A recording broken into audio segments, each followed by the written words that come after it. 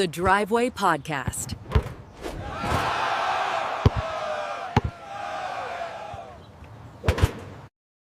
Welcome back, everyone, to episode 2 of The Driveway. I'm joined here by your gracious co-host, Danny. I'm also Danny. Today is Wednesday, the 14th of January. It's our second episode of the new year for 2026.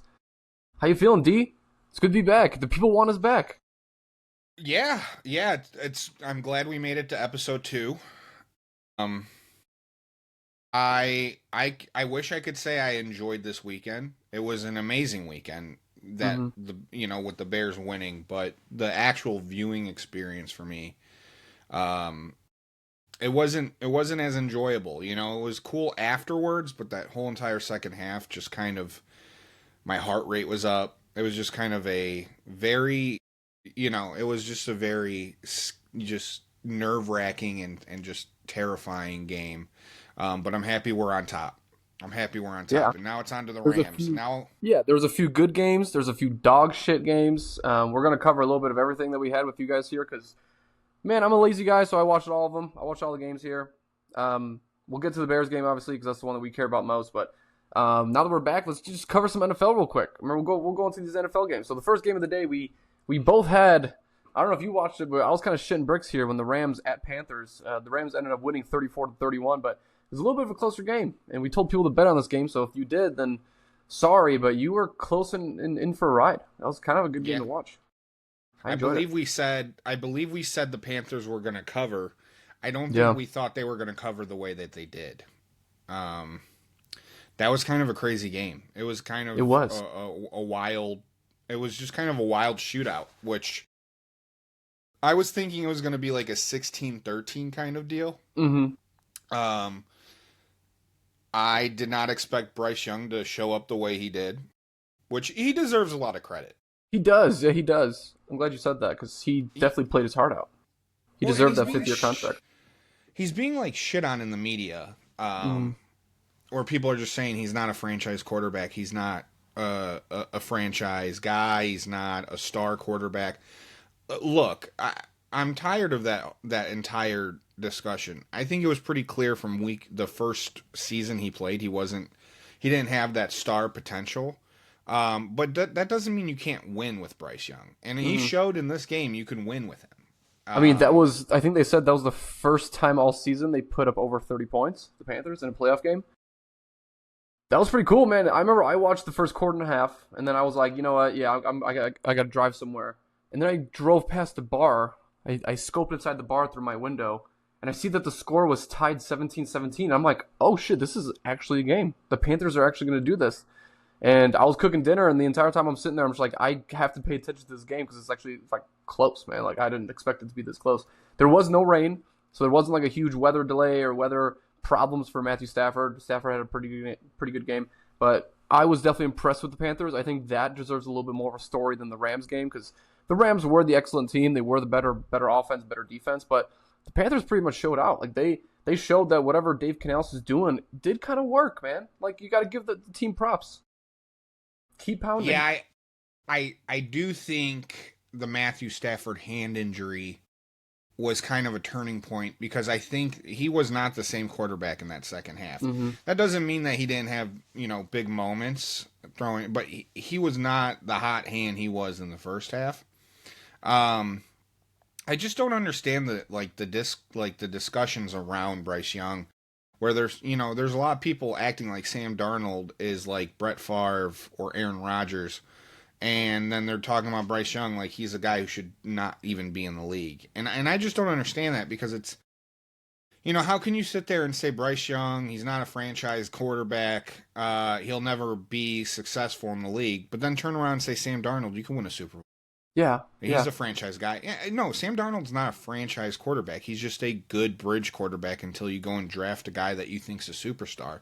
But Sam Darnold is, when you're talking about what a franchise quarterback is, I wouldn't say Sam Darnold's a franchise quarterback per se. Yeah, I see what you mean, especially after last year. Especially after last year's divisional matchup they had. They ended up losing to Forgot who they lost to, but that definitely wasn't a pretty game for Sam Darnold when he was in Minnesota. Minnesota lost to the Rams. They lost to the Minnesota Rams. lost They to the got Rams. Yeah, they murdered. lost to the Rams last Yeah. year. Yeah, but Well, I mean, and see this is something that's not a thing in today's NFL. Sorry to cut you off. you good? Like this is something back in the day you were able to win with like a veteran game manager. But we've kind of become spoiled where it's like you need a Josh Allen, you need a Aaron Rodgers, a Patrick Mahomes to win. You could win with a guy who's not a elite level talent quarterback. If he's a smart player and he plays the position well, you could still win if you have the pieces around him. What do you think is the last quarterback that you would say was an example of that to win it? Oh shit! It doesn't even have to be win it, but even someone to make it. Someone to make it Well, to the the Seahawks. last tier. The Seahawks come to mind because Matt Hasselbeck. He was Matt there. Hasselbeck. Okay. He was around that all the time. Mm-hmm. The Titans came pretty close with Tannehill. I mean the Bears in 06. I mean Kyle Orton and Rex Grossman both are not. Yeah. I'm trying to think. I'm trying to go down Because I do agree with you, but I couldn't even name one. The last one I could name, which this is going to be a little bit of disrespect. It's not disrespect towards Cam Newton, but Cam Newton was the last guy that I could kind of tell that he was a premier player. He was the best player on that team, but he definitely wasn't that type of quarterback where he led the league in certain categories, but they weren't necessarily winning categories. They weren't he's kind of like our modern day Lamar Jackson in a way. That was kind of the last quarterback I can kind of sit there and mention where it's like he definitely showed up to the Super Bowl, laid a dud, and then couldn't figure out his career after that. Well, even though he showed out, I mean, maybe Alex Smith is like one of those guys before the pre Patrick Mahomes Smith. Era. But otherwise I can't name many that made it to the Super Bowl. Here's a question for you: would you put Jalen Hurts in that category? I would absolutely love to put Jalen Hurts. He's a winner. He wins at every level. He outplayed Patrick Mahomes in the Super Bowl, but I wouldn't consider Jalen Hurts a franchise, elite level, Hall of Fame quarterback. Like he's going to be in the discussion because he's won so much. Obviously, we'll have to see how his career goes, but I would say Jalen Hurts is kind of a game manager, a guy who just makes smart decisions and I agree with you. Can lead you to win the game. I agree. We're gonna get to the game later on about how he played and got their offensive coordinator fired for their divisional or for their wild card matchup. But heading on to the next game here, man, oh my fucking god, the Bears rally back from 21-3 at halftime to beat the Packers at home in Chicago. And we win the matchup 31-27. The game literally, all three Packer matchups came down to one singular play.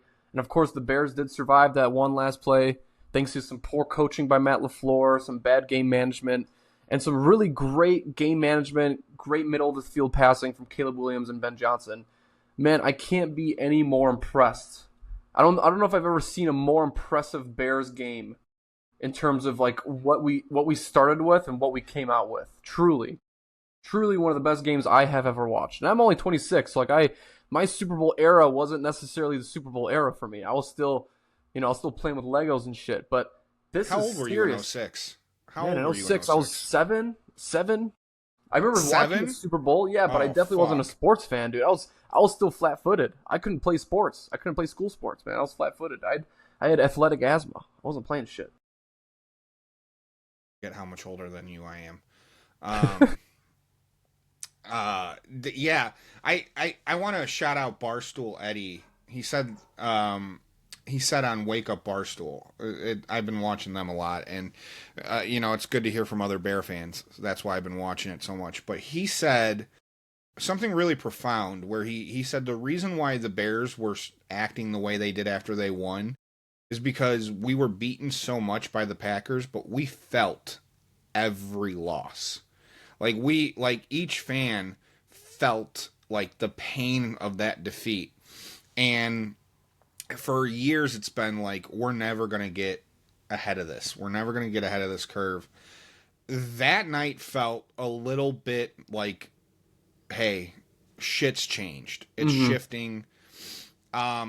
I will say this, though, and everyone's talking about Matt LaFleur falling apart and some of the questionable decisions that Ben Johnson made. But Ben Johnson, his offense, and I've kind of noticed this, we're kind of winning by comeback by design. Yeah. Because what he kind of does is in the first half, he comes out slow because he goes with a lot of power runs, and he goes to try to tire out the defense.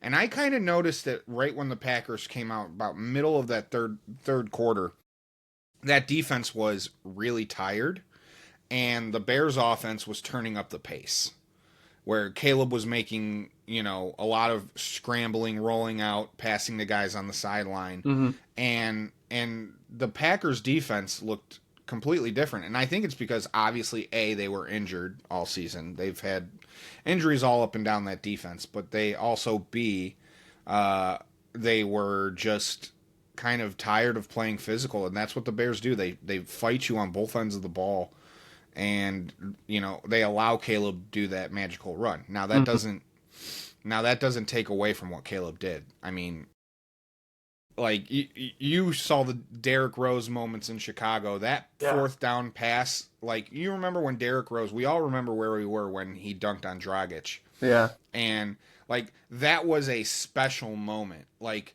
that 4th and 8 pass that he hit to Rome with the jump man shout out in the Iceman. Yeah, the Iceman.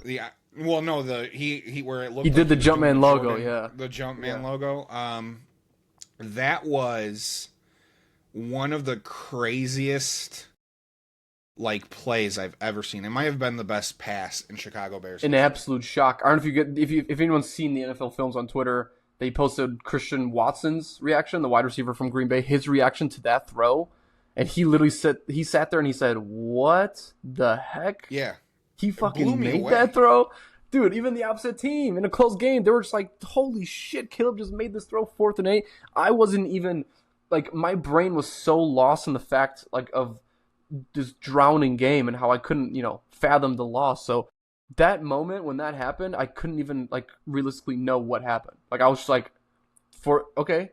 We kept shitting on 4th down every single time, dude. 2 picks on 4th down, one missed opportunity. We went for on 4th each time. It was the first game in Torrey Taylor's career, college, high school, everything, that he actually didn't punt. So Caleb Williams was right. At one point, he will have a game where he's not going to be doing a lot of punting here. We went for it on 4th multiple times. So to make it on that down, I'm still in shock. I'm still in shock by it. I don't know if you saw it. What I almost kind of knew it was going to be completed because the loft that he put on it, he put an arch kind of on it, like a loft, and it kind of floated to where it needed to be. And shout out to Rome for catching it because he's shout out to Rome, kind of down and in the dumps. But equally as impressive, some of the passes he made to Colston Loveland, the entire Packers defense zeroed in on Loveland in the second half, and they had no answer for it. Yeah. They had no answer for it. He just said, Loveland. Run it, Loveland. Every play. So easy. Yeah, every play. And didn't Loveland have a 4th down catch? I think he did have a 4th down catch, yeah, but it wasn't a red zone catch, but it was one of the 4th downs that we had. I think somewhere around midfield. That was also a huge catch on his part. I mean, and he had that massive 2-point conversion that definitely kind of, gave us a necessary lead to where it ended up being a touchdown needed and not a field goal. Otherwise, Green Bay probably would have won or tied. But, dude, totally understand. I remember I was talking with multiple people at halftime, and once the lead happened and once we won the game, I was sitting there and said, what the fuck is Ben Johnson telling his players at halftime, dude? Is he walking up to all the players and say, your kids and your wives, they're in a plane right now. The plane has one engine on and the other one's off. If you lose this fucking game, you're heading to the Bermuda Triangle, buddy. You better win this game for your family to live. What is he telling these fucking players, dude? It was like what did they say? He went to Jarrett and he went to is it Tooney? Yeah, Jarrett and Tooney played each other. Yeah, and he had them talk about the Patriots and Falcons 28-3 comeback because they were on both different sides. Yeah, and I'm like that obviously probably is so sick for Joe Tooney. But can you imagine Jarrett just being like, dude, you want me to relive this? Bring this shit up again? Yeah. Yeah, you want me to talk about this in front of a guy who fucking won that game? Like, but you know, it worked. Ben Johnson also didn't get the credit. The Zacchaeus touchdown, like, Zacchaeus was wide open. Caleb looked like he shot a free throw. He didn't even look like he broke a sweat on that pass. He wasn't touched. He wasn't even touched, dude.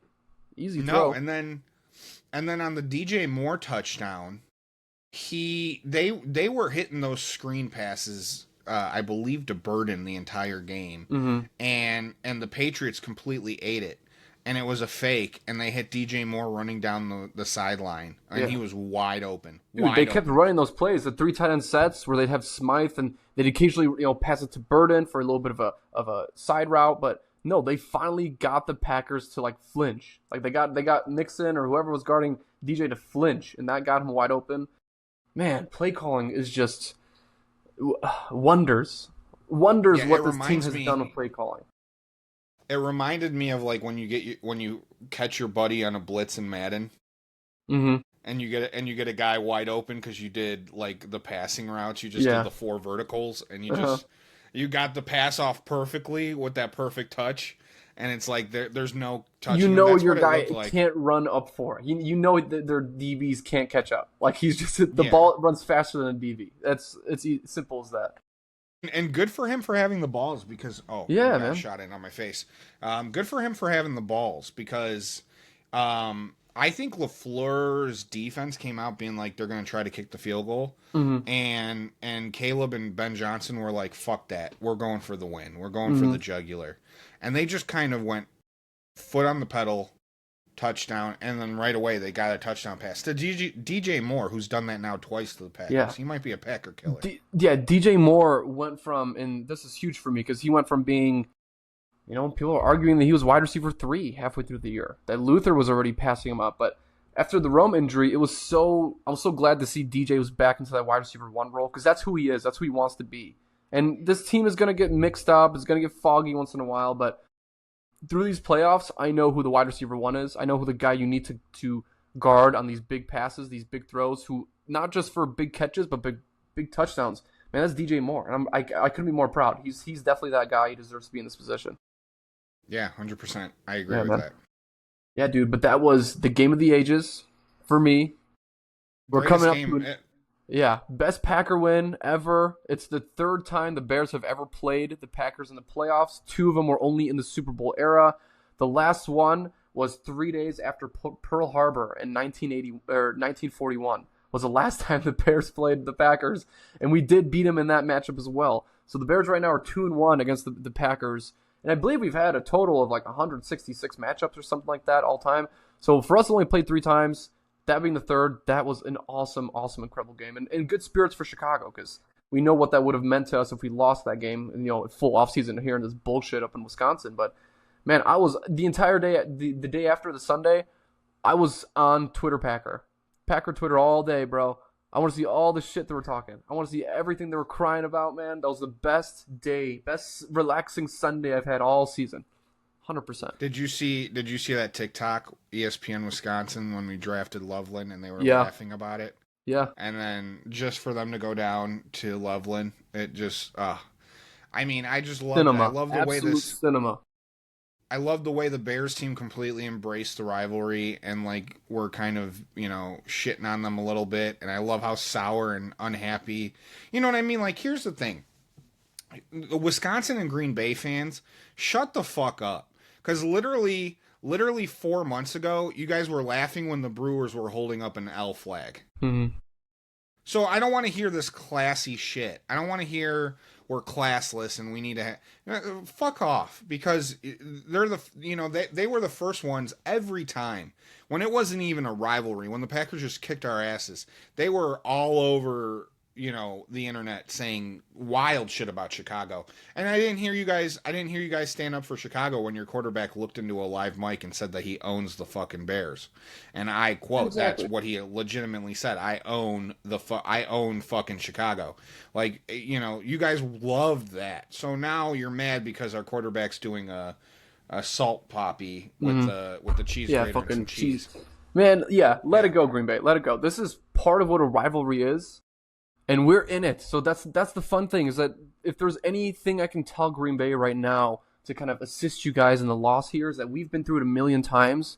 Just know that, knives sharpen each other. If you hated your offensive coordinator, if you hated your kicker, you're welcome.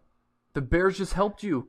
We helped you find all new people to help your team adjust for the next season. So that's what rivalry is. We sharpen each other. So at the end of the day, we got the win. Next year is still 0-0 when we play each other. So we're your big brother, Wisconsin. We're your big brother. We'll take care of you. We want you guys to be okay. Yeah, we want you guys to be okay. We'll take care of you. We'll drive you home if you're drunk from the bar, right? Yeah. If you did graffiti and you got caught by the cops, then we'll be there to talk you out of it. Like, it's okay. You'll be back. You'll be back. Yeah, you'll be back. And hey, 9-8's really good. 9-8's great. It's great for you 9-8's great. There's a lot of people that get 9-8, but there's some coaches that get fired. Like we'll talk about it a little bit later here. But going on to the next game, I mean, as exciting as that was, we do have another matchup coming up. That's what happens when you win in the NFL playoffs. So the next game of the slate here was Bills at Jaguars. The Bills ended up closing it out on Sunday morning, 27-24 in Jacksonville. Not a very eventful game. Josh Allen was getting his fucking ass beat the entire game. They lost 2 wide receivers in this matchup. One of the wide receivers tore an ACL, then another one got a head injury. So they're right now on 4 healthy wide receivers. Trevor Lawrence shit the bed. He really kind of gave me a lot of question marks heading out of the season. Liam Cohen did a great job, but I don't know where to look at in terms of this matchup. I mean, Bills did it. Bills did what they had to do. You don't have to look anywhere but Josh Allen. Mm-hmm. I mean, this guy's fucking ridiculous. I mean, and at some point, we might have to put a complaint in, like an OSHA complaint for the Buffalo Bills, because, like, it's just unsafe working conditions for Josh Allen. I mean, this guy came in with an injury in, like, pretty much every part of his body, and they continued to do design runs the entire game to beat, the Jacksonville did their job. They shut down Cook. They shut down James Cook. He wasn't able to do anything. And Josh Allen just said, "Get on my back. I'm hurting, but I'm indestructible. I'm winning this game. There's nothing you can do about it." And he carried this team. I mean, I thought it was unbelievable. And to be honest with you, I think the Bills got the most impressive, win of the weekend, because the Jaguars, in my opinion, were probably just as good, if not better, than the Broncos. Yeah, that's a good point. I mean, Jaguars definitely did play a good matchup. The Bills are the Bills. They're going to build. They're going to come back in late game situations similar to the Bears, but they've been doing it for multiple years now. The Jaguars, I had them as my pick, and this was a pretty close game. The Jaguars fans should hold their head up, but I also understand, like, watching Trevor Lawrence definitely gave me question marks. I was uneasy about it at the end of the season, because I watched him play this game, and I was like, man, he didn't necessarily win it with his legs, and he didn't win it with his arm. Right, he won it through the other playmakers that are on the team there. But I don't know. I'm gonna say this right now. I might be out on whatever Trevor Lawrence is packing next year. They did have a 9-game win streak, but something about that playoff matchup just didn't bring too much light. Maybe Travis Hunter being back, maybe them getting another draft pick. We'll see. But too much inconsistency. I mean, a lot of inconsistency. There's just no middle ground with Trevor Lawrence. And I think that's where Sam Darnold figured it out, where he found that middle ground. He found, like, how to be the medium so his team can rise up above him. Trevor Lawrence is either an elite franchise quarterback or he's the absolute bottom of the barrel. Like, there's no in between with him.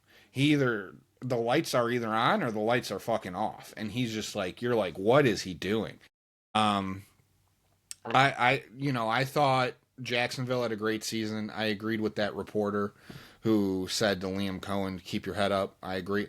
I think sports journalists need to chill out a little bit. I thought that was quite the sweet moment. But man, I'm right next to Haley Seinfeld. Is that her name, Seinfeld? I think it's Steinfeld, or I don't know. Steinfeld, something like that. I'm right next to her on that Josh Allen hype train. I'm sitting right firmly next to her. I fucking love Josh Allen. Yeah, that's just what it comes down to. He's man. I mean, ball club. I fucking love him. It's not even ball club. He's just a fucking psychopath, man. Yeah. He's just, He to like walk in. You know what he is? He's the Mick Foley of the NFL. Okay, yeah, yeah. Like he Yeah. completely disregards his body, and he's like, "You guys want to see some shit? Yeah. You guys want to see some crazy shit? We need a half I'm yard. gonna show you some motherfucker? crazy Okay. shit. Yeah. Yeah.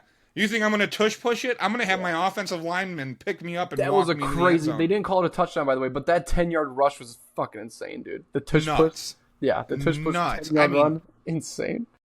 Dude, and you know what? Like, I just don't know.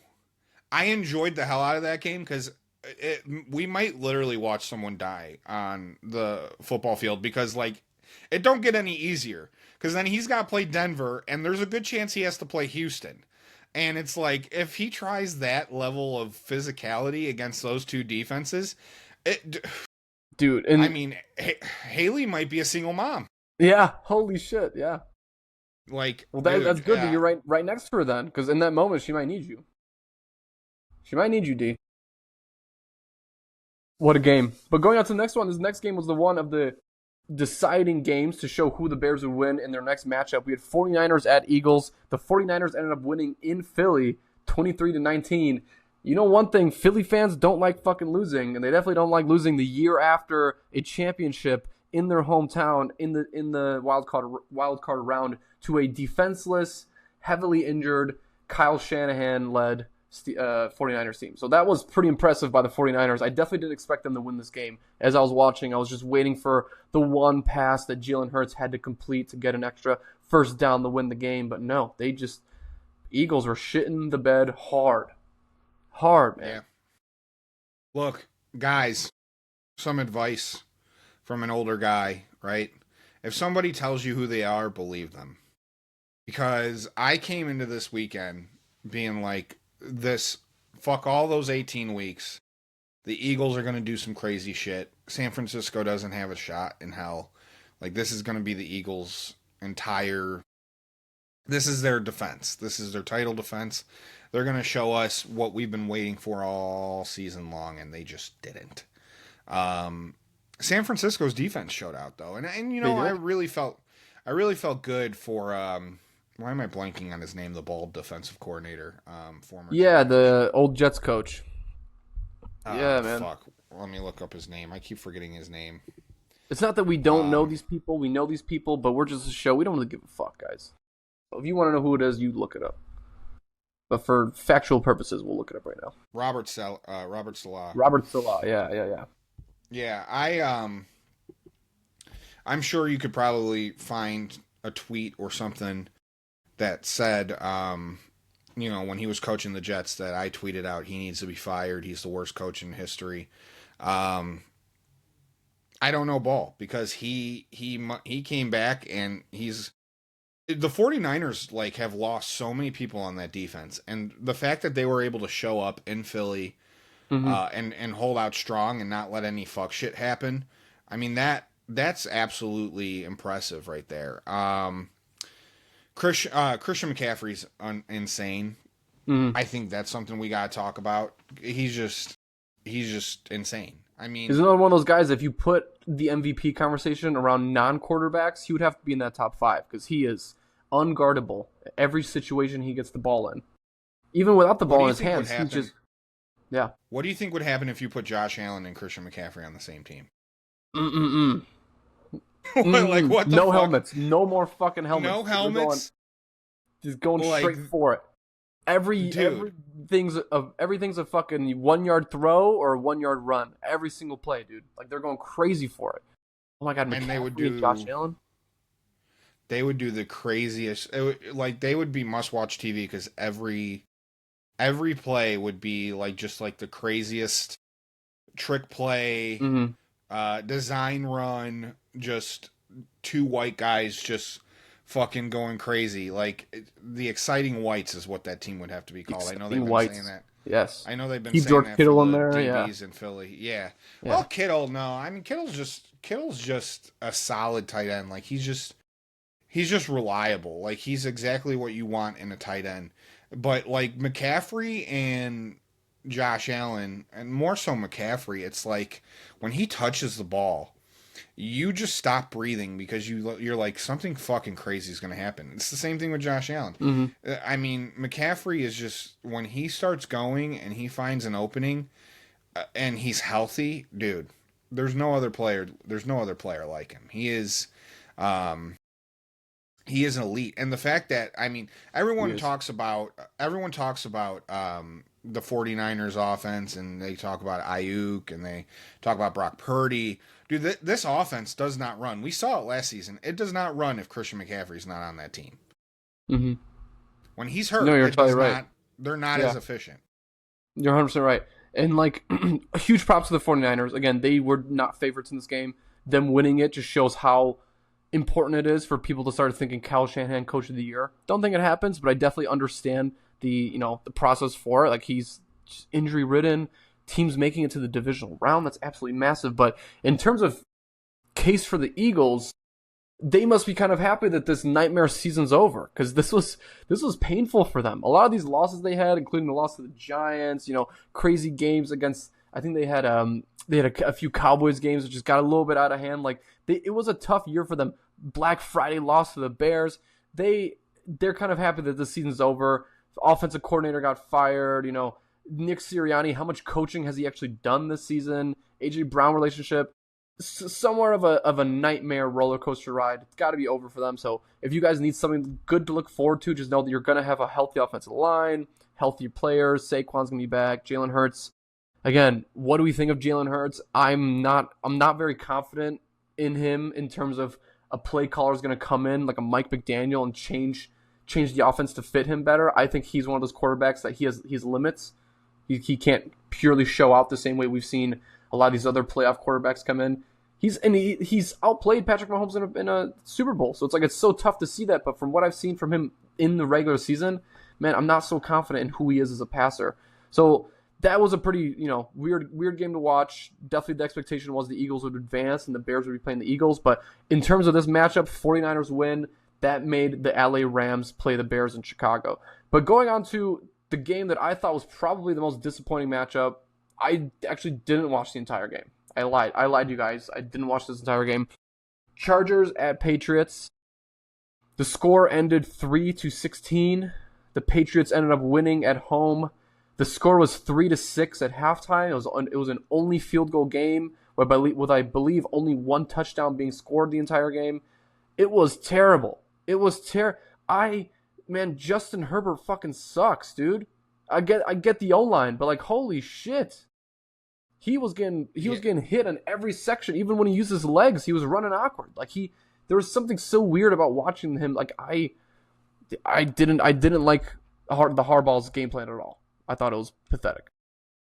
I don't like, I haven't liked Harbaugh. I haven't liked his entire game plan since he started with the Chargers, because it just hasn't worked. And I think that the hard nose, just run the ball into the ground, halfback dive, just power out. It doesn't work as well in the NFL because you have bigger guys up front, and you're not going to outweigh anyone on the offensive line and defensive line. And it works when you're at Michigan, when your offensive linemen are 250 pounds heavier than the opposing defensive line, and you can bully some people around. But in the NFL, when you just got freaks all over at every position, it's a little harder to do. And I just don't think the personnel there is very good. I think Justin Herbert is, I compared him to Carson Palmer when he came out. He's got flashes of freak athlete stuff, but 100%. Every once in a while he does some big dumb shit where he just throws interceptions, or he just doesn't find the open man, or and for three quarters he didn't really take any hits, and it wasn't until the fourth quarter that he started getting murdered. But this is another thing about this whole discussion. Everyone's talking about how bad the Chargers are. I was really impressed with the Patriots. I wasn't as impressed with Drake May. he did make a really great pass to Hunter Henry at the end of the game. But Pick, I was right? really Pick, yeah. their defense was insane. Yeah. Their Yeah. defense, Vrabel has made that defense so much more aggressive. Mm. No, 100%. So Like that's I was impressed. It was an interesting matchup. I definitely had expectations that the Chargers would come out swinging a little bit more. They got an interception at the 10-yard line. They got it to the 5, and then they went for it on 4th and didn't score. And this was a game that was 3-6. A field goal could have got you the lead at halftime if you just kept shooting field goals. But there was something about this offense I just couldn't get it figured out. I get the offensive line, I get it, the woes, but at the end of the day, this is Justin Herbert's 3rd playoff loss in 6 seasons. And it's starting to feel a little bit as if one side is not giving up, but one side is kind of disobeying the other. Whereas, like, is it Justin Herbert's fault, or are we starting to blame the coaches when Greg Roman got fired from being the offensive coordinator? It's like they had a really good season, and then all of a sudden in the playoffs they shit the bed enough to fire the offensive coordinator. This is John Harbaugh's guy. It's a very interesting kind of moment that we had here. Sorry, it's Jim, right? Jim, not John. Yeah, Jim, no, you're right. Jim. It's Jim. Jim. Okay, I mean, again, that matchup, don't have to cover it that much because we'll never think about it again. Put it in the list of things we won't talk about in 2 weeks. I mean, we might be talking about it some other time, with Drake May, depending on how his career goes. We'll be talking about this. He did get the monkey off his back. He did, the first win. He's 1-0 in the playoffs. This was a big victory for him, a big step forward in the right direction. It's going to get a lot harder, but he might have the best luck because C.J. Stroud is another quarterback who's liable to do some dumb shit and put up 3 to 6 points against this Patriots defense again. So Drake May might get lucky of not having to play great, but walk away 2-0 in the playoffs. And you're exactly right. And heading out to C.J. Stroud, I mean, another game that we're going to cover here next with some really, really questionable quarterback play. Questionable enough to think, is this one of the quarterback's last game ever, and was his last pass attempt a pick 6? And we're talking about the Texans at Steelers when the Texans won 30-6 in Pittsburgh. Oof. I mean, the game wasn't pretty. I watched it at Buffalo Wild Wings, and I was more concentrated on my food, as most people would be. This game wasn't that interesting at all. I mean, obviously Texans defense kind of laid out there. They punished them. DeMeco Ryans trains that team really, really well. C.J. Stroud got another playoff win. I believe it's like his 3rd in the. Actually, I think he is 3 of 4 in playoff games in his career, which is a very good stat for a defensive led coach. But the quarterback play from both quarterbacks here wasn't thrilling. They're both pretty garbage. Yeah, I'll make a petition that C.J. Stroud shouldn't get credit for this win. Yeah. Because this was the Texans defense. And now they might send Aaron Rodgers, his last pass ever might be a pick 6. They just swarmed, man. And I felt so bad. I spent my entire last 15 years hating Aaron Rodgers, but I did feel bad for him, man, because he just was taking some vicious hits and taking some punishment that was like, man, he's 42 years old, and these guys are just killing him. I was impressed that the Steelers somehow were in this game in the 3rd quarter without doing anything. They weren't able to find any type of momentum.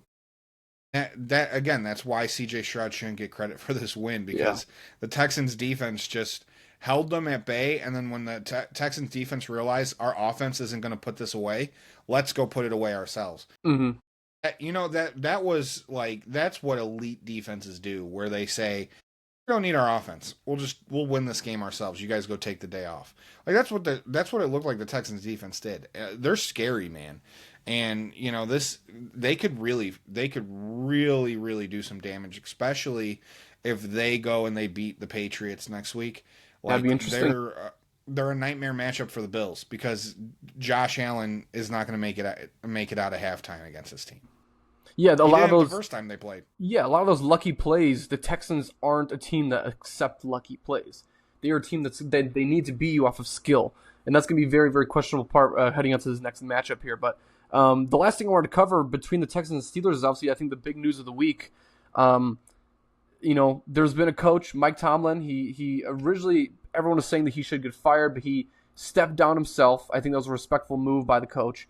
He coached 19 years with the Steelers. He was only the third coach in Steelers history to coach that team. Like again, only 3 coaches. And if there's a fact to kind of get you guys in check on how batshit crazy this actually is, there have been more popes in the time since 1969 than Steelers coaches. There's been 6 popes. There have been 3 Steelers coaches. Mike Tomlin coming from a defensive coordinator position, I believe from the Minnesota Vikings, at his first job, I think it was somewhere around 2003, but it's absolutely crazy for him to finally step down.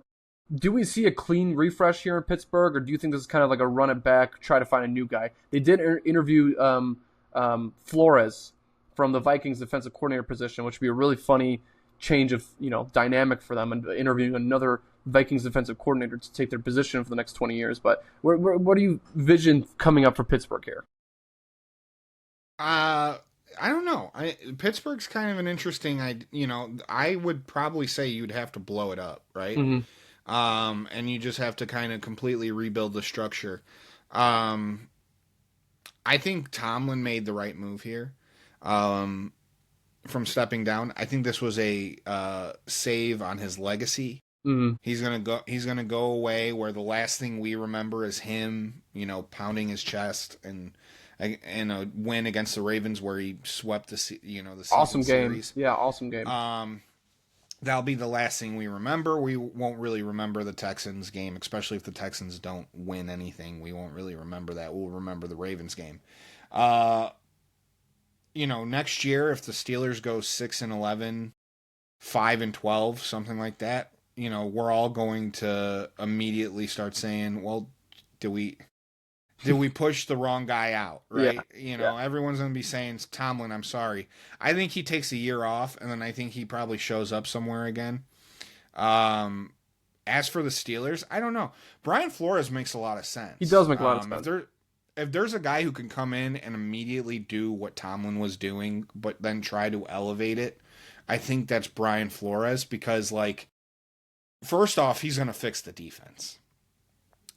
He's going to come in, and that defense is, look what he did in Minnesota. Look what he's done everywhere he's been. Everywhere, yeah. The guy's a defensive mastermind, and he's got pieces already that I'm sure he's salivating on that defense with, TJ Watt and stuff like that. So I think Flores would be a great hire. The only thing that happens with Flores, you bring him in, you have to bring someone better than Arthur Smith at offensive coordinator. 100%. Someone to really lead that offense, yeah. Dude, if you did a Brian Flores, Mike McDaniel combo, and you brought in... By the way... Dual coach. I got a notification here after the Eagles let go of Patullo. They are interviewing Brian Dable for the offensive coordinator job.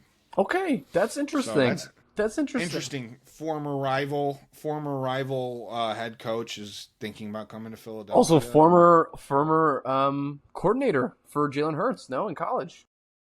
Yeah, good call. I completely forgot about that. That's a pretty important position, I think. The Eagles don't need someone they can control. They actually need someone that's a little bit out of pocket. They need someone that can control them. Nick Sirianni is a great head coach, but all I learned from this season is that he definitely doesn't lead the offense the way necessary. I think Brian Dable can definitely come in and do that. It's a pretty good hire. Yeah, Sirianni's not a great play caller, but yeah. Back to the Steelers, because that's rumor right now. That's just interviewing. Back to the Steelers. Yeah, Brian Flores would be a great hire. I don't know. I think if you don't bring a guy who you think can step in and immediately replicate the success that Tomlin had, but then take it one extra step, you just got to start. You got to start ripping him. Maybe take in a bridge coach, a guy that will come in. Maybe bring or promote Arthur Smith, the head coach, and then use him as kind of a bridge guy to have one or two really shitty seasons, and then let him go afterwards. It depends on how confident they feel in the coaching circle that's open right now, the coaching carousel. It depends on how confident they are in finding a source. Yeah, coach their team. Yeah. But here's my thing: is which one, who in the coaching circle is better than Mike Tomlin? Yeah, I'll answer that for you. Nobody. Mm-hmm. Harbaugh's the only guy that can replicate the success that Tomlin's had, and he got fired for basically the same fucking thing.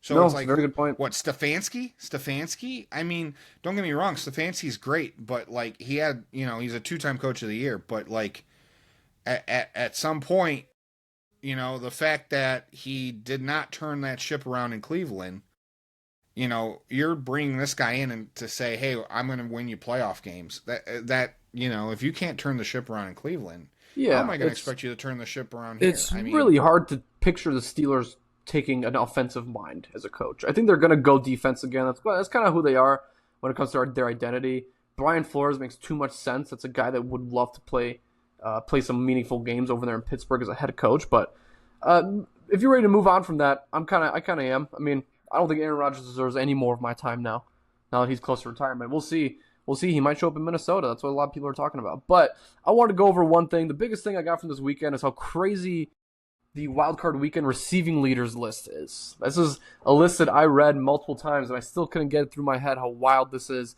based on the amount of talent that we had from all these teams. Here's the top 5 receiving leaders after the wildcard round. Number 5 is Demarcus Robinson with 111 yards from San Francisco. Didn't see that coming. With George Kittle injury, maybe, but didn't see that coming. Number 4, Romeo Doubs, 124 yards. Again, I mean, he had a couple great catches. It's nice to see him on number 4. Number 3, Jalen Coker, 134. Easily the best game of his career. I think he did score touchdowns well. He's one of the younger guys. This is, I think, his second or third season with Carolina. He's always been like a wide receiver 3/4. So they see him pop off in the playoffs against, what people were saying was the best defense in the NFL the first couple weeks in the Los Angeles Rams. Number 2, our boy Loveland. Colson Loveland, 137 yards on 8 catches.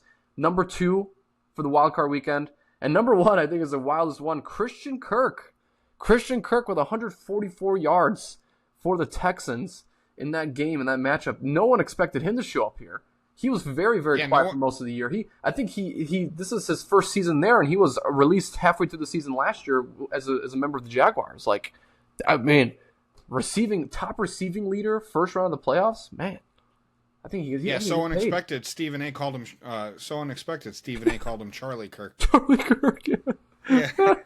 Yeah. I had to make sure not to make that fucking mistake. But I know. We're a legit podcast. We're over here. We're serious about shit, man. We're not trying to Charlie Kirk. I love that you just saw the blood leave Stephen A.'s face when he said that. Yeah. He was like, "Why is everyone so quiet right now?" And then he realized what he said. Christian Kirk is getting all this reputation now that he's the son of. He's the spirit of Charlie Kirk right now, which is some Charlie Kirk. Whack shit. But I wanted to go over that list because of how wild that is. That we pretty much have a list of 1 rookie and then 4 wide receiver 3s or wide receiver 4s. They're all leading the top 5 in wildcard weekend. We're not talking about other guys like the DJ Moores or the the Texans guy who he got a head injury in that game. But again, like there's so many names out there. Puka Nacua was that technically tied. Nico Collins. Talking about Nico Collins? Yes. Thank you for reminding me, Nico Collins. There's a lot of big names in the matchup, but we didn't really see them pop off the same way we saw Christian Kirk and Jalen Coker pop off. So definitely some respect to those guys. I wanted to mention it because that's probably my favorite stat heading out of wildcard weekend. We'll see how things go for the next round here, but we can go over these next matchups if you want. There's only 4 of them. Let's do it. There's only 4 matchups coming up here. So for divisional round, starting on Saturday, we have Bills at Broncos at 3:30 p.m. Central. That's our first Saturday matchup. Anything interesting here? I mean, I think I'm going to take the Bills. I think just off of prowess. I think they kind of lead the way, Josh Allen. But I'd like to see a nice matchup from the Broncos, and definitely playing in Mile High is going to be difficult. Probably his might be his hardest matchup of the playoff stretch if the Bills make it to the Super Bowl. Yeah, it's definitely going to be his hardest matchup. Actually, I kind of take that back. I think Houston would be a tougher matchup, but that would likely be at home though for the Bills. Maybe no, it wouldn't. Houston's 5. Houston. Never mind. Buffalo 6. Never mind.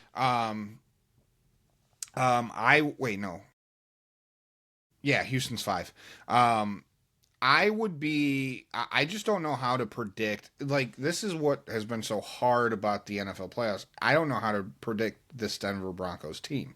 I mean, this Denver Broncos team will come out and beat a playoff team, but then almost lose to the Raiders with a completely fully healthy team in the middle of the season. I don't know how to call this game. All I know is I'm going to follow my heart. I'm going to follow Josh Allen because he's daddy right now. He's fucking he's a beast. Mm. And he's the most fun player to watch in the NFL. So I'm going to go Josh Allen to find a way to escape Mile High Stadium with a win, like 2017 maybe. 2017, 23-20, one of those types of games. But this is gonna I think be he escapes a win. Yeah, this is gonna be not. This isn't gonna be a Bo versus Josh game. This is gonna be a Josh versus Sean Payton game. This is gonna be Josh, not even Sean McDermott, not even the Bills coaching. This is gonna be Josh Allen versus the coaching of the Denver Broncos. That's what this matchup is gonna lead up to. I think we're gonna get a very similar score. I think to the Jaguars game. I think we're gonna get a 27-24 matchup. Yeah, I think it's gonna be a field goal win type vibe going on here. It's gonna be a Josh Allen 2 rushing touchdowns, 2 passing. I would like to take the Bills here by a field goal. Well, here's the challenge: is Bo Nix has made the big clutch throws all season long. Mm-hmm. I would trust him. If he's coming in on that final drive, just like Trevor Lawrence tried to do against this Bills defense. The Bills defense is at some point going to have to step up because we're going to probably see Bo Nix come out slow. And we'll probably see him start to pick up momentum at some point in the second half. And we'll start to see him make some bigger passes down the field. And we'll start to see him start getting this offense into production here. But when it comes down to the final, 8 minutes, Buffalo's defense has to stay strong and not let Denver find a way to win this game. But I think there's just too much at stake for Buffalo right now. I agree. They feel like a team of destiny right now. So I'm going to I agree. I mean, I do love the Broncos. I did ride with them all season because I thought the coaching on the defensive side was incredible. Broncos Nation, let's ride. Broncos Nation, let's ride. Bills though, Bill up, dude. Like I'm riding with the Bills this time. If it's not gonna be the Bears, then let's have it be the Bills. It's kind of where my head's at the moment. Going into the next game here, 49ers at Seahawks, 7 p.m. That's 7 p.m. Central on Saturday night. Everyone's saying that this is the matchup to look for. This is gonna be the best matchup of the weekend slate. I think it's just because there is a little bit more of a rivalry than most other matchups here. I mean, this is a team that played in Week 18, and it wasn't a beautiful game, but obviously both teams, they played passionate. My expectation here is the Seahawks handle because Seahawks defense mixed with a little bit of Darnold. Darnold, again, isn't perfect. He doesn't have to play perfect to win the game, but he can't play absolute shit or else Brock Purdy's going to, lay it on you. Because Robert Saleh and Kyle Shanahan, they know how to coach well. That's all about coaching, not who's available. I see the Seahawks kind of leading this game out. Not too many expectations. This is in Seattle. 12. Yeah, I mean, Seahawks have just as good of a coaching staff on the other side. They've drawn up great schemes for that team. I'm going to say Seattle kicks the shit out of San Francisco. I'm going to say it's like a 23-7 game, 26-7 game. Does Darnold have a good game or a bad game? Even if they win, I think he has a passable game. I think that his coaching staff and his this offense, I think they're not going to put him in situations where he's going to have to win or lose a game.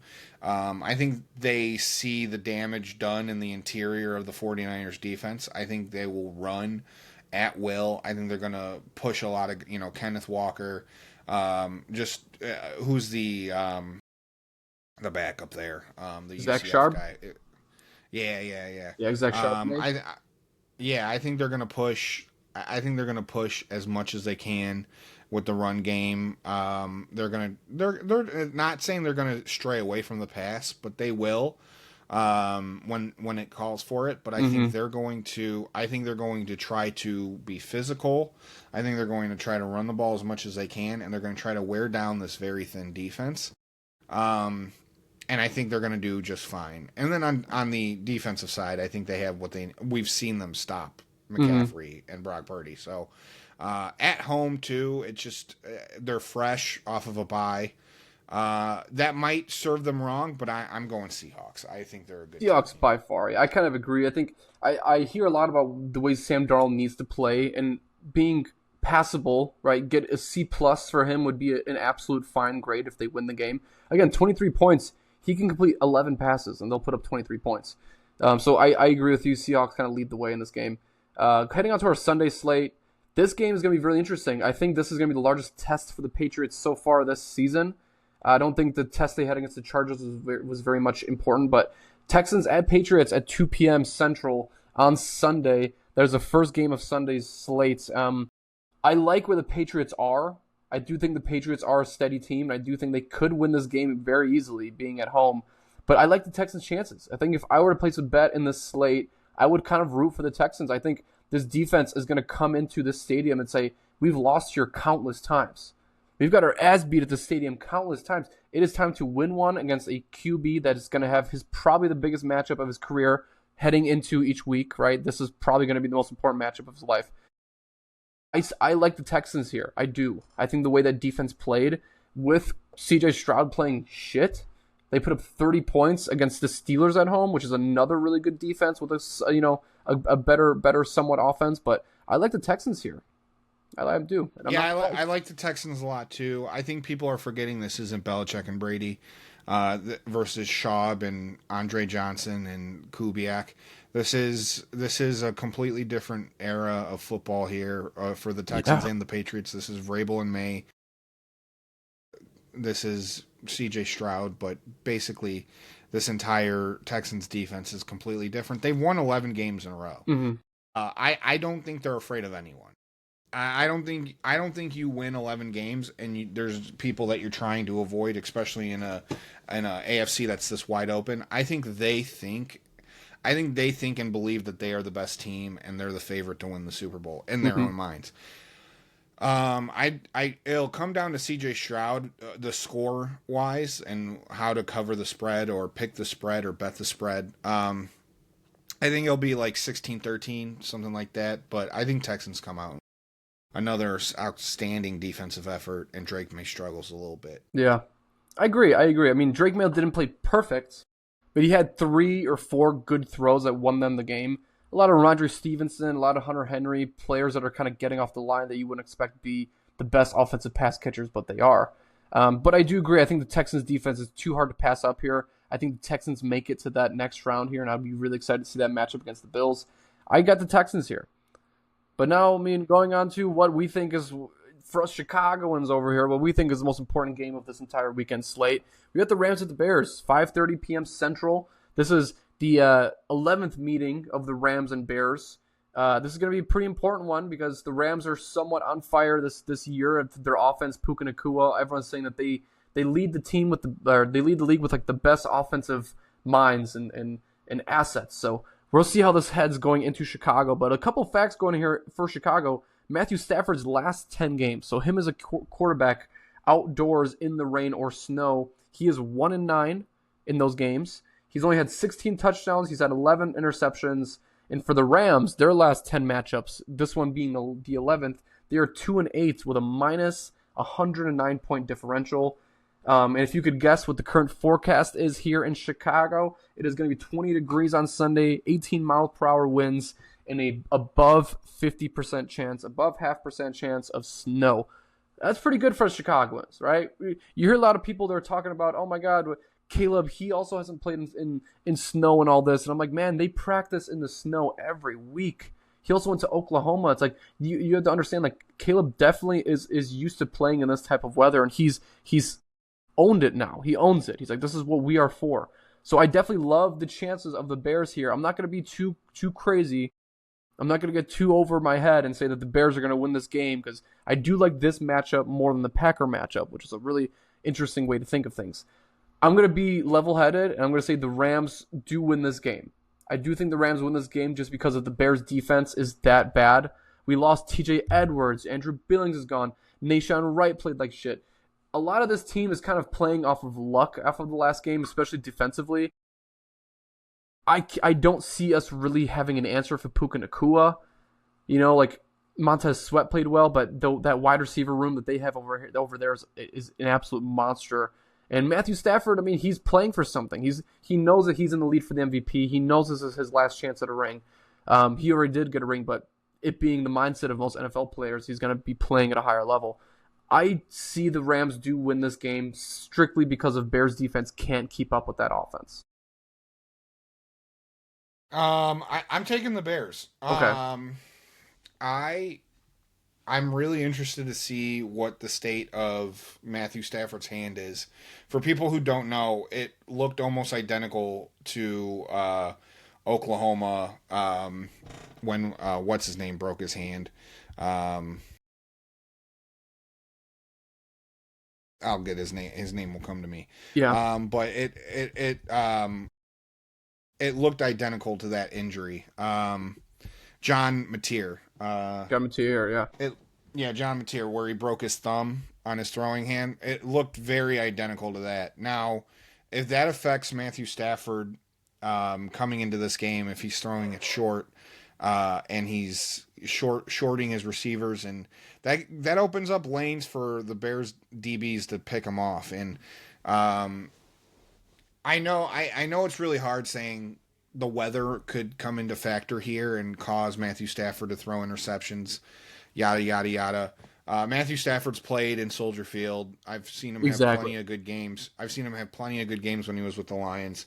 The only difference I have here, I think, knowing that they're thin at linebacker and in DBs, I think that they are going to do what they did in that second half of that Packer game, and they are sending everyone on the defense at the quarterback. Mm-hmm. If they get beat downfield, so be it. That's the game, yeah.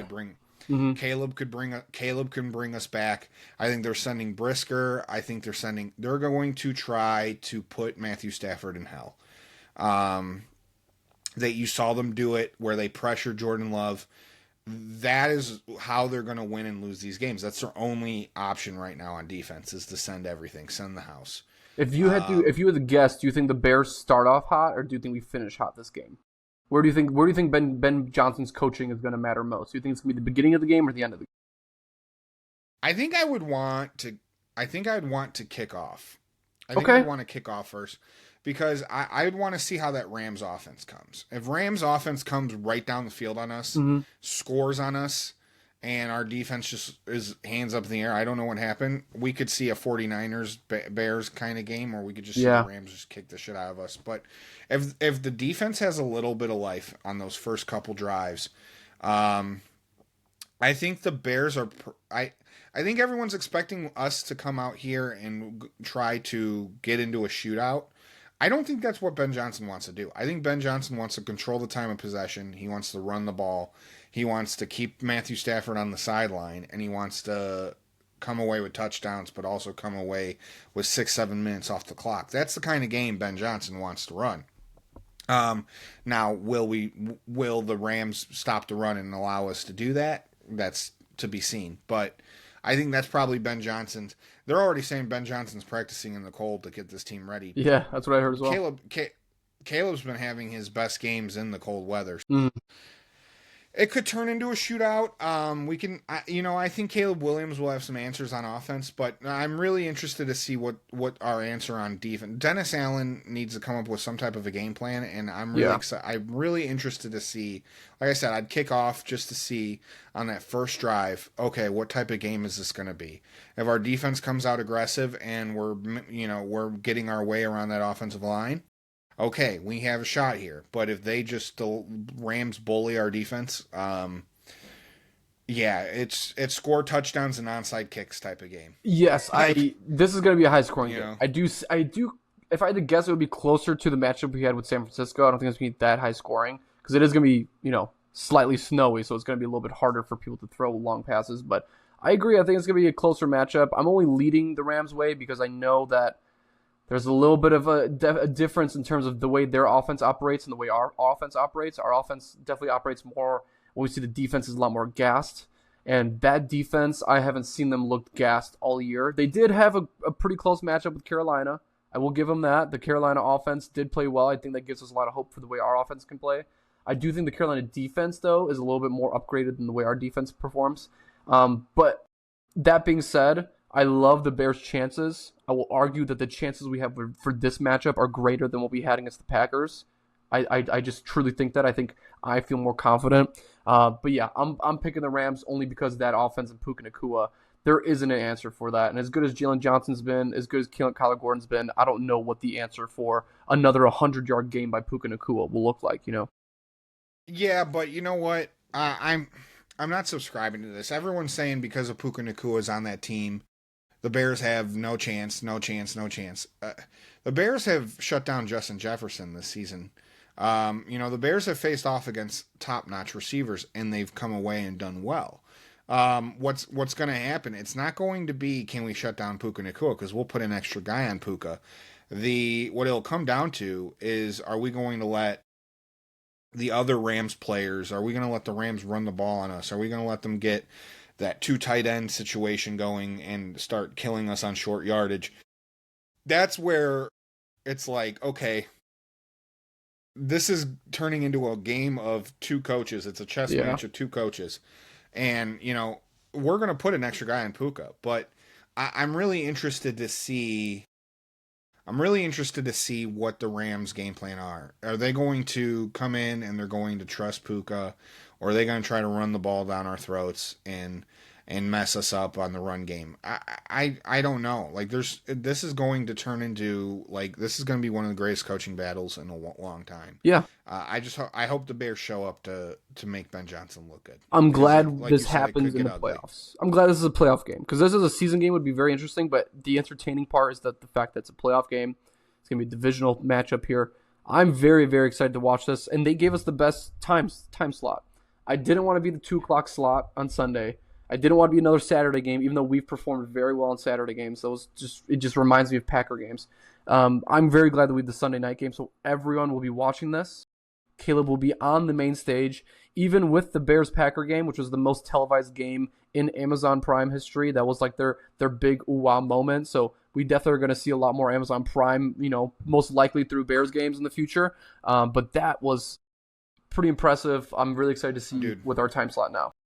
Dude, the Bears might be on fucking prime time every game next We year. might. I was telling everyone, because the Commanders played on Christmas this year after their season last year.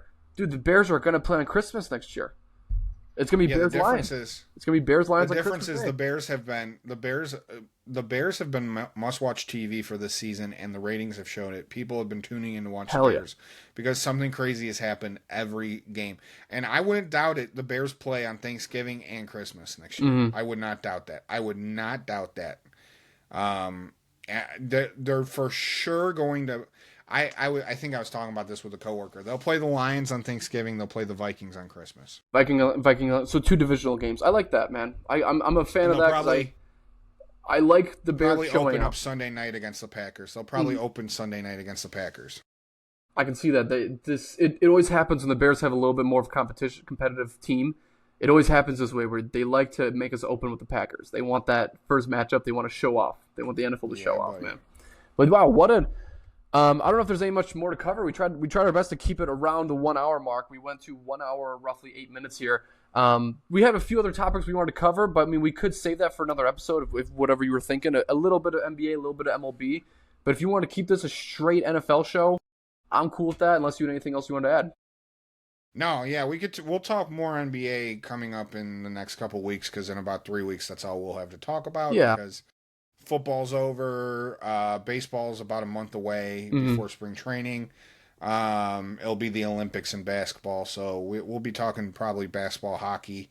The only thing I will say is shout out Chicago Cubs for going and get Alex Bregman. Shout out Cubbies, man. That's a pretty good move, and it definitely came a little bit at an unexpected time. It happened in the middle of the Bears game, so all of us were sitting there. We're all super pissed off. I look at my phone. I see Alex Bregman puts out the Bears symbol, saying that he's signed with Chicago. That was pretty awesome. It got me out of the game for a little bit, where I was like, this is cool. And now since the Bears win, that was an incredible day. Signing Alex Bregman, his deal was 5 years for $175 million with the Cubbies. There's no trade clause. There's no releases after each season, the same way it was for the Red Sox deal that he had. He is strictly a Cub. He's going to be coming into that third base spot, right? So now we kind of have to figure out a spot for Bush. A lot of interest in Nico Horner. But this is exactly but you're thinking Shaw. Bush is first base. Sorry, you're right. Shaw. So there's going to be a lot of shifting going on for the Cubbies here, and hopefully we'll get some more information on what kind of this team's going to look like. But my big takeaway from this is that Tom Ricketts, the Cubs organization, is staying competitive. The next year isn't going to be a throwaway season where we're like, hey, let's try to sell seats. No, he wants to go win this. So that means that Milwaukee series for him meant something. Booyah! We got a guy. Yeah. This is awesome. Well, we needed a third baseman because rumor has it Shaw's going to go marry Erica Kirk and take over TPUSA. No, I think it's great. I think that Nico's probably gone at the end of the year. His contract's up, so Shaw's probably going to move back to his natural position at second. But he's probably going until he figures out the offensive, side of the game. He's probably going to sit and learn from some of these. I mean, Bregman's a champion. Yeah. Dansby's a champion. Nico's a solid veteran, and he's consistent. And Bush is an electric first baseman. So, but that side of the infield right there. I mean, Shaw's going to get to really take a chance to benefit from the learning tree of Dansby and Bregman, and his offense just wasn't there. That's fine. It takes a while to get adjusted to the big leagues, but he'll be able to platoon second and third this year from the bench, and we'll be able to give Bregman and Nico some time to get a little bit of a breather, maybe even move them over to short. Who knows? They might even give him some, just to give Dansby a little bit of a break, or if there's, God forbid, an injury. But I think Bregman is a huge addition just because he's a clutch hitter. He's a guy who's won it at every level. Everything we were saying about Kyle Tucker is the truth, and the same about Bregman. The only difference is Tucker, a lot of people think he had the ability to hit 40, 45 home runs. Bregman's not going to do that for you, but he's going to be a really good, consistent guy in the middle of the order, and he's a winning pedigree. So, and not to even mention, before we even went for Kyle Tucker, we wanted Bregman last season. So this was technically option number one before Tucker ever became available. This was our guy, so we got him. Go Cubbies, man. Yeah, and then you add Cabrera. Yeah, the trade with Cabrera. That's a really impressive trade. Yeah, the Cubs really went after it. I think they probably knew they were never getting Kyle Tucker back. I'm hearing reports that he's going to be getting $50 million a year from the Mets. So take that shit. He's going to be he'll be going to New York. I love Kyle Tucker. I have nothing against the guy, but you're not going to compete with that, especially when you can just move Mo up. You can move Mo up and move Seiya back into the outfield. Yeah, and for me, it was more the playoff experience with Tucker. It just wasn't. It didn't feel explosive. I mean, he played well, but I didn't feel it in that Milwaukee series. And I think for me, I want someone that's going to be playing that position with a little bit more urgency than he did in that position, especially for the money that he was asking. So yeah. Well, I think he hurt himself, and I think he was overcompensating because I think he was trying to stay on the field and earn. I think he probably felt that if he stepped away for some time with an injury, it might fuck up his contracts. It might, maybe get him a little bit less than what he wanted if he went into the offseason with a banged up injury, but so he stayed in the lineup and tried to produce. Something clearly, he just wasn't the same player after that injury, and he just never really returned to what we needed him to be. He had a great season still. It just wasn't what we wanted, and I'd love for him to come back. But I don't think he is. He's going to be a Met. But yeah, it's on to the next. It's on to the next. And is same as for us, it is going to be on to the next episode. We really appreciate you guys for sticking around here for NFL talk and the 5% of MLB talk. We'll definitely gather more information on that for you guys next week. But we appreciate you guys for tuning in. Thanks for watching. And go Bears, man. Hey, go Bears. Like and subscribe the podcast. We'll have some clips up. We're going to try to have some clips up on our socials. So if you guys don't want to watch the full episode, we really appreciate it if you do. But if you want to see what we're about, you want to dip your toe into the water before you come into the full hour podcast, go check out our socials, man. We're going to have clips up there where we're talking and hitting the main points. And, hopefully, we draw you guys in, and we're a small operation right now, and we're just trying to get ourselves back up and try to get us up in the rankings a little bit and get some viewers. We just like talking sports. We're just two guys like talking sports the same way we used to on the driveway. So we appreciate you guys for joining us on the driveway. And now, just remember you can't park in the street, so come on in, park in the driveway. Park in the driveway. All right, guys. It is snowing. It's going to be cold in Chicago. Yeah. Get your parking stickers. Right. Don't hide those out. Come park in the driveway. See you guys. Thanks. Come park in the driveway, boys. All right, bye.